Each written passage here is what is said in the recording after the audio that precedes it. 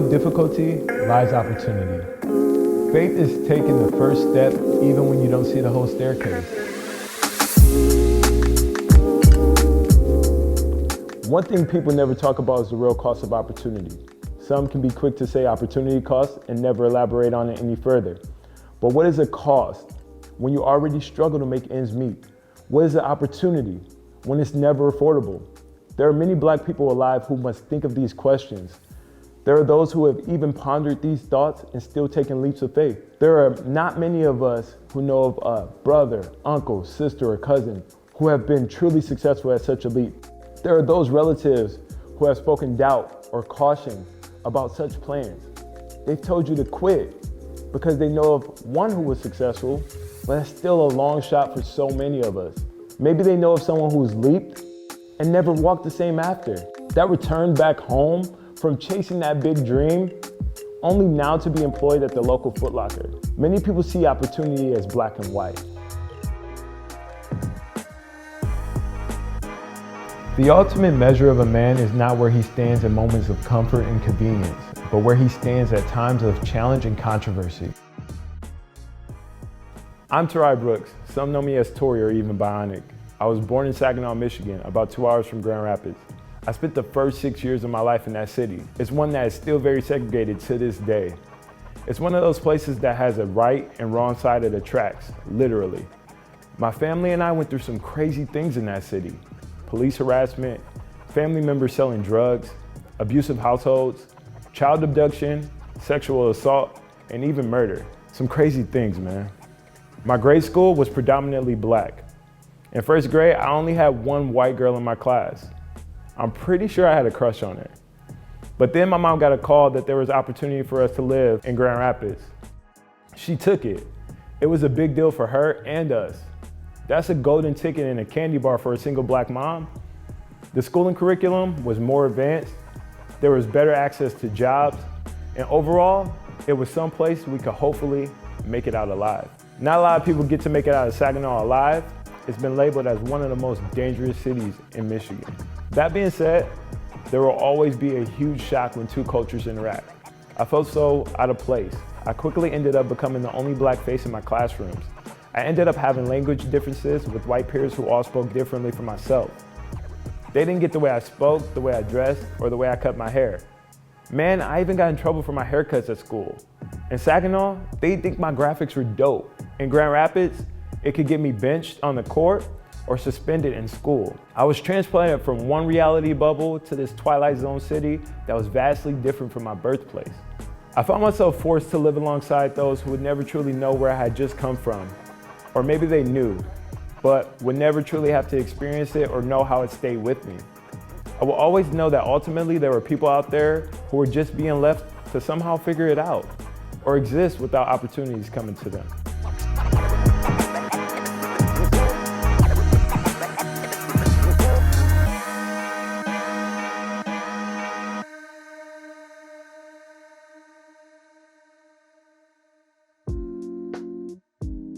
The quality, not the longevity of one's life is what's important. Today is Martin Luther King Jr. Day, and growing up, my favorite movie was Our Friend Martin. For those of you who don't know, Our Friend Martin is a movie about a boy named Miles.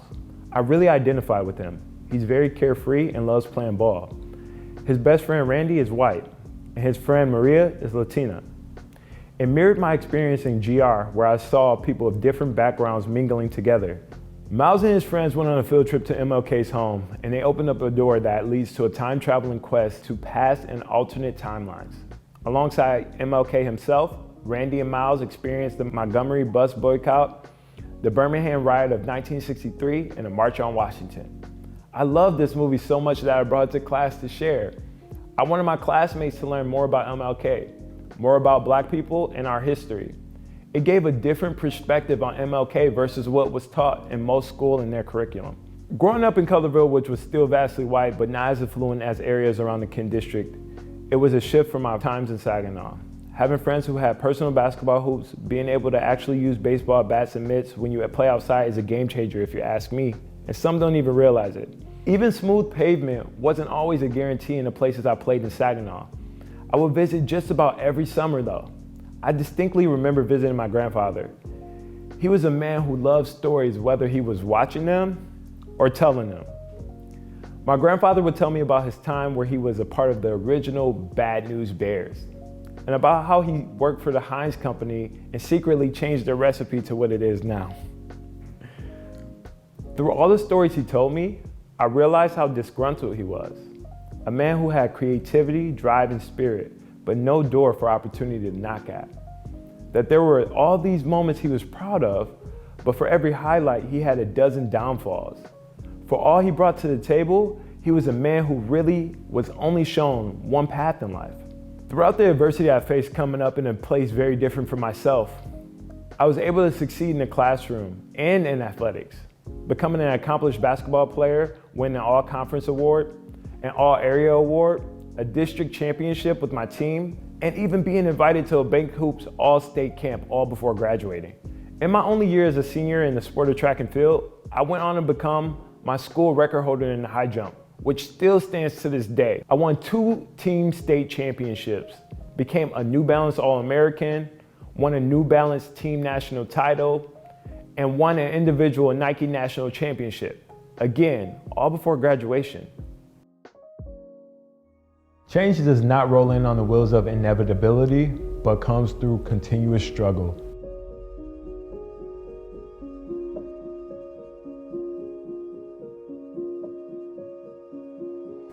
Then my mother's mental health started to deteriorate, and it came time for me to focus more on family. At that point, none of us could really agree on what to do. I mean, there really wasn't space or resources to talk about mental health in Black families before now. We had to make some tough decisions for our own mother, and it left us all feeling tense. Honestly, I felt isolated. Someone once posed the question, are Black moms really crazy, or are they just severely traumatized? And I wish I had an answer for that, but I don't think any of us really do. I just know my mom had to fight her whole life until I had to do some of that fighting for her. It was in this moment of crisis that I found the Urban League of West Michigan. Honestly, they helped me to dream again. Life's most persistent and urgent question is, what are you doing for others?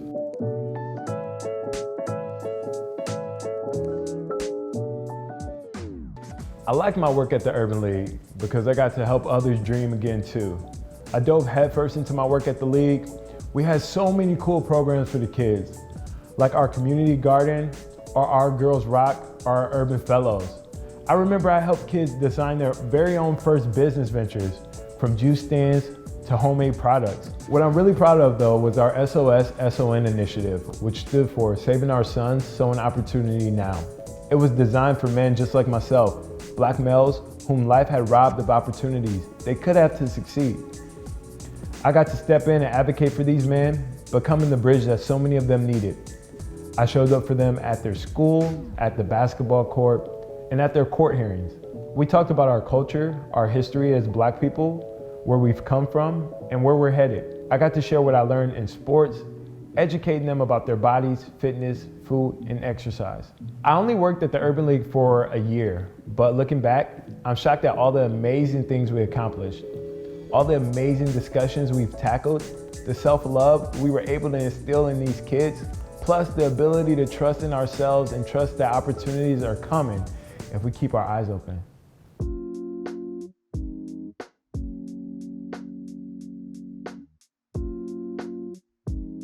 You can kill the dreamer, but you can't kill the dream.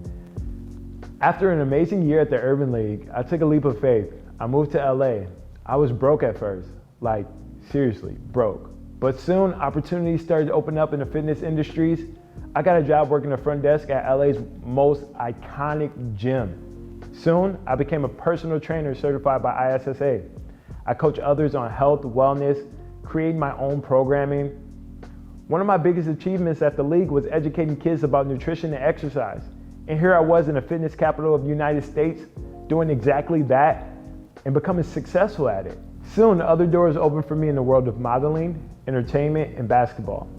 I will never forget this. My very first audition as a model, I auditioned for a commercial with the Jordan brand. All my life, I looked up to Michael Jordan as a man who broke barriers on and off the court. Like me, he got benched during his high school career too. But he never let anyone or anything stop him. He made his own shoes with his own colors and his own style. We recreated our original Jordan commercial from the 90s, and I got to play a lead actor, literally walking in Jordan's footsteps. Man, that meant everything to me.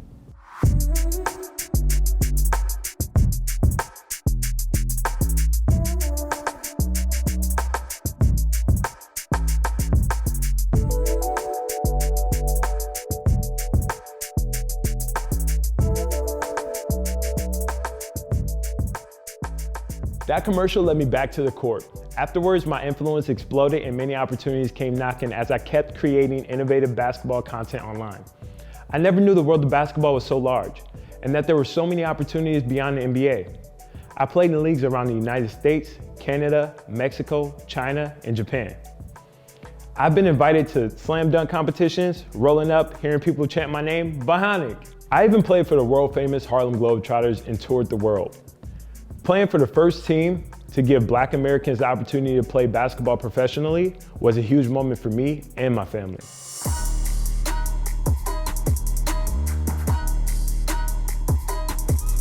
Our lives begin to end the day we become silent about things that matter. I even had the chance to be on television. Outside of the national commercials, Harlem Globetrotter television specials, I was able to star in the original first season of MTV's American rendition of X on the Beach. We set some records on that show. It had the biggest debut on television on MTV since Jersey Shore. As a Black male, a dark-skinned Black man, I rarely saw anyone on television that looked like me, sounded like me, or came from my background. I got the chance to share my personality, share my likeness, share who I am to so many people. It has given me the influence to talk about what really matters, social issues, mental health, wellness, and so much more. Despite what people think of me, I've broken barriers that were never meant to be broken by my ancestors. If you can't fly, then run. If you can't run, then walk. If you can't walk, then crawl. But whatever you do, you have to keep moving forward. In 2018, I founded my own international brand, Bionic, and now I work for myself through my own marketing company. I have been able to establish long-lasting relationships with massive brands in the world of sports and fitness like Puma, Foot Locker, the NBA Playmakers, Bleacher Report, Overtime, and so many more. On social media, I'm an influencer, bringing awareness to important issues and conversations that need to be had.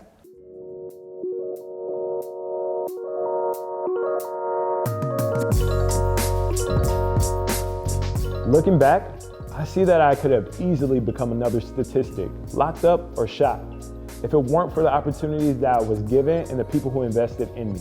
That only through the beauty of people speaking love, hope, and light into you do you better direct your energy towards your dreams and goals.